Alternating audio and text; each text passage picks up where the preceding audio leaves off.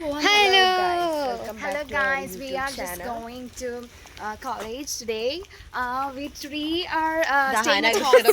ഇത് മറ്റേ വ്ളോഗ് മാറി ലൈൻ കട്ട്. അങ്ങനെ ഞങ്ങള് എത്ര 7-8 പേരുണ്ടായിരുന്നു. ഇപ്പോൾ ഞങ്ങൾ 3 ത്രിമൂർത്തികളായി മാറിയിരിക്കുകയാണ്. Yeah guys. എല്ലാം all the credit goes to Who? Arc?